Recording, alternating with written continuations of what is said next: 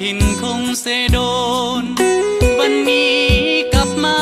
อีกคนคงเสโดนบ้านพ่อแม่เฮาน้ำตาหลั่งไหลอาบสองแก้มบ่มีคำเว้าภูมิใจได้เห็นบ้านเฮาหุ่งเฮืองสีวิไลงามตาภาษาทุกเผ่าโหมเหงเข้าสร้างบ้านแปลงเมืองนับมือเจริญหุ่งเฮืองมีแสงไฟไปมาเที่ยวท่องน้ำเสลองไหลเหมือนน้ำใจสาวเมืองพี่น้องพ่อแม่เพื่อนฝูงปองดองมอบน้ำใจให้ความอารีจากไปหลายปีวันนี้จึงได้มาพ่อดีใจแท้หนอได้หวนคืนมาบ้านเก่าเมืองของแต่ก่อนเคยเป็นดินดอนป่าเขาเดี๋ยวนี้บ้านเฮาหุ่งเฮืองเจริญวิไล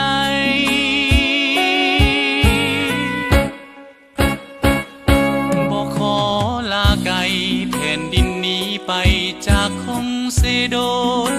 จะสุมเหือแห้งของตนบวกความหูและวิสากา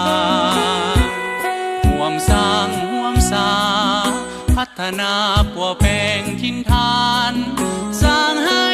เป็นแดนสวรรค์อยู่สุขสันต์เด้อคงเสโด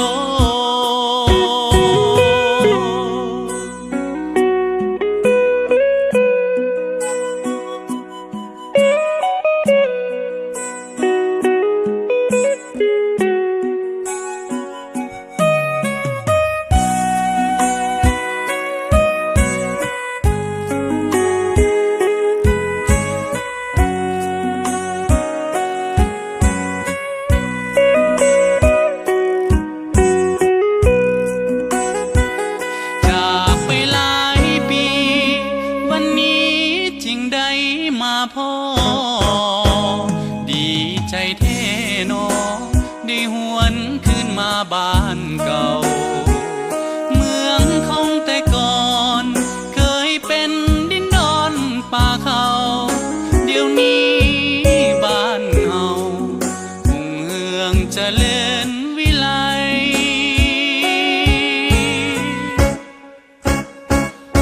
บ่ขอลาไกลแผ่นดินนี้ไปจากคงเสโดนจะสุมเหือแห้งของตนบวกความหูและวิสาการห่วมสร้างห่วมสาพัฒนาปัวแปลงทินฐานสร้างให้เป็นแดนสวรรค์อยู่สุขสันต์เด้อคงเสโดน